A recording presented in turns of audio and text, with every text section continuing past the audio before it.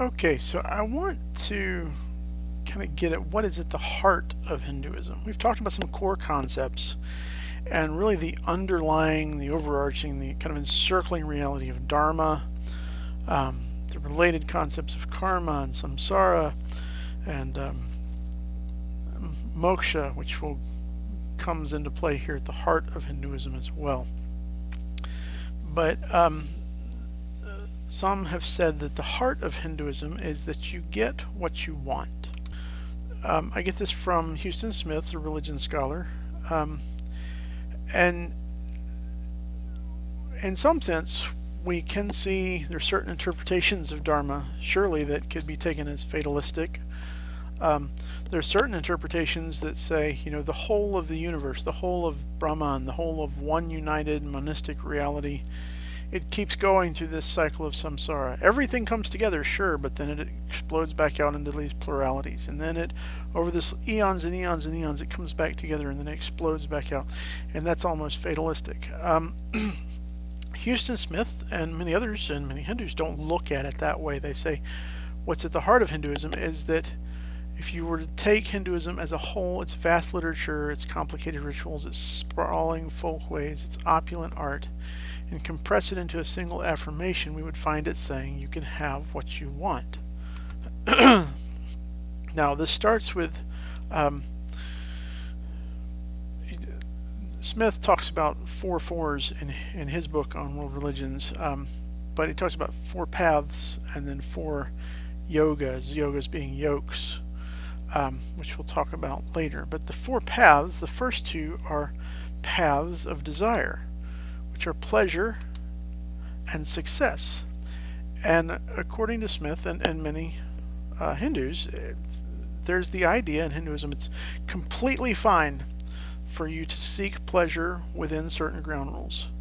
That to desire good food, a happy marriage, a good sex life, that these are perfectly legit. That's fine. You can pursue those. And if you pursue them and you make the right sacrifices, you'll get them, probably. Of course, we saw the problems with Dharma and Svadharma. But it is possible to pursue the path of pleasure. The other is success. Probably the most popular god in India. My daughter went a few years back to India, and she said their gods, their shrines to Ganesha, everywhere. That's the elephant-headed god. It's the god of good fortune. Every business has that because you want success, and they say there again, if you make the sacrifices, if you do what's required, right, from the Bhagavad Gita, for fed on sacrifice, nature will give you all the enjoyment you can desire, and that's all fine and good. But the reason that the kind of devout Hindus and scholars like Smith will say it says you can get what you want is because they say it also brings up this problem, right? Remember Karna in the Mahabharata synopsis, and he has this moment where the wheel of his chariot sinks into the mud and he's defeated. He's not defeated by a better warrior, which might have been karma, or seemed like karma at least, but this is just stupidity. Just the stupidity of bad luck. And he's beaten. He's beaten by mud. He's caught in a hole. And he says, I thought Dharma protected those devoted. I've made all the right sacrifices. I've done all the things I'm supposed to do according to my caste. And here I am, defeated in battle by a mud hole. So Hinduism will say, sure, you can pursue pleasure, and if you pay the right sacrifices, you'll probably get pleasure. You can pursue success. If you make the right sacrifices, you'll probably get success. But maybe not. And the other question is, even if you do, is that what you really want? Because if that's what you're searching for, you're stuck in this cycle of life, death, rebirth, life, death, rebirth, life, death, rebirth, life, death, rebirth. You keep coming back and coming back. Maybe it's a little better, maybe it's not. But that how long do you want to stay in that cycle? How long do you want to stick there? Why, do you want to keep coming back to Earth? Things get worse, things get harder. Most devout Hindus will say eventually you want to escape this. This is going to be that main idea of moksha that we talked about, right? You want to escape this cycle. Because this cycle is eventually unfulfilling. In fact, some of them will say it's so important that you escape that, you could come back as a god in the heavenly realms and have like the ultimate, whatever food, whatever joys, whatever sex, whatever, anything you want, you could be a god in the heavenly realms and get it and have just all kinds of power at your disposal.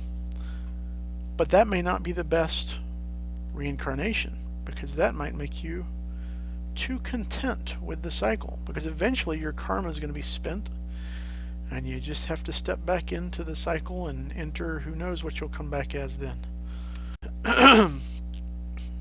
Your karma is eventually going to catch up with you, or it's eventually going to run out if you've got enough karma, as long as you stay in that cycle. So what is it that we want? Well, the Hindu will say what you really want is to be one with the ultimate reality, Brahman. Your Atman, the one, your true self, is not subject to karma, but it's stuck in this cycle of karma because it's attached to your individual soul, which is subject to karma. So you want to rid the true self of this illusory, imaginary, not real soul that's attached to karma and keeps you stuck in the cycles of life and death and rebirth. You want to, in a sense, lose the little self, the little soul, in order to gain the big soul, the true self. And that's going to be what you want. And so, like we see in the text, right, there is nothing in the world so purifying as wisdom, and he who is a perfect saint finds that at last in his own self. In this translation, the self capitalized is referring to that Atman, that portion of the ultimate reality that's within you. That's where you find wisdom. When you get past the jiva, past the temporal soul that goes through these cycles of life, death, rebirth, based on your karma, spending your karma, amassing new karma, suffering punishment for your karma. When you really get rid of that jiva, when you escape that, and you ascend into moksha, union with the Atman, with the Brahman, that is what you really want, even if you don't know you want it. Right? So that's where we want to go. That's what overcomes this dissatisfaction that Karna experiences, right? Karna's looking for temporal rewards, for complete success, but eventually success will fail you, pleasure will fail you. So we're going to look for something other, right? We're going to look to be rid of the jiva. We're going to look to escape from this system. Sure, is it better to be a Brahman than a Dalit? Oh, definitely. But really, to be in this system, the Varna system, is to be caught. We don't want to just move up through it, according to the Hindu. We want to escape it. So that's the question. What do you want? That answer is, you want not success, not pleasure. Greed devours, it leaves you in ruin. You want this, according to the Hindu, right? Man is a god in the making. Inside his body resides the eternal soul, whose ultimate destiny is liberation, whereby he attains both infinity and eternity of the supreme self.